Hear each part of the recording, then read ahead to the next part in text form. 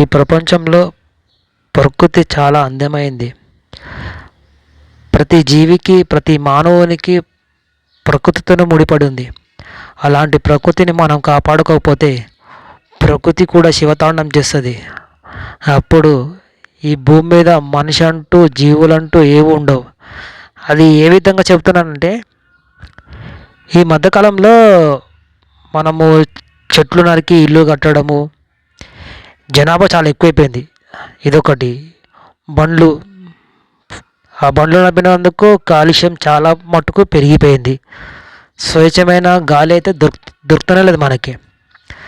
అయితే ఈ బండ్లు వాడుకోవడం వల్ల మనకి ఎక్కువ పెట్రోలు, ఇంకా బొగ్గు, ఇవన్నీ భూమిలోంచి తీయాల్సి వస్తుంది.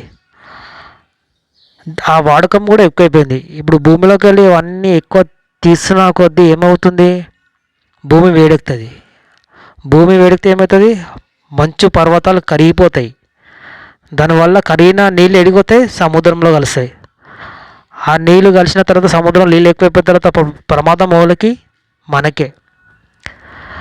ఆ ప్రమాదం రాకుండా ఉండాలంటే మనం ప్రకృతిని కాపాడుకోవాలి. ఈ మధ్యకాలం అయితే ప్లాస్టిక్ అయితే విపరీతంగా వాడుతున్నారు. ఎక్కడ పడితే అక్కడ ప్లాస్టిక్ ప్లాస్టిక్ ప్లాస్టిక్. ఆ ప్లాస్టిక్ సముద్రంలో కూడా పడేస్తారు. అందులో జీవులకు కూడా చాలా ఇబ్బంది. ప్రకృతికి శత్రువు ఎవరంటే మనుషులే. మనిషి డబ్బు వెనుక పరిగెడుతుండు కానీ ప్రకృతి వెనుక పరిగెడతలేడు. అది ఆ మనిషికి ఎప్పుడు అర్థమవుతుందో ఏందో తెలియదు. ముందు ముందు ఇలానే జరుగుతుంటే మనం మాత్రం, అంటారు కదా, భూకంపాలు వస్తాయి, ఈ లోకం సర్వనాశనం అయిపోతుంది. ఆ సూచనలు ఇవన్నీ వీటి ద్వారానే నాశనం అయిపోతుంది. అందుకే ప్రకృతిని కాపాడుకుందాం. దానివల్ల మనం ఆరోగ్యంగా ఉందాం. దయచేసి ఎంత వీలైతే అంత మనము ప్లాస్టిక్, ఈ చెట్లు నరకడము, ఈ బండ్లు ఎక్కువ నడపడము ఎంత మనము కంట్రోల్ చేసుకుంటే అంత మనకు ఆయుష్ పెరుగుతుంది.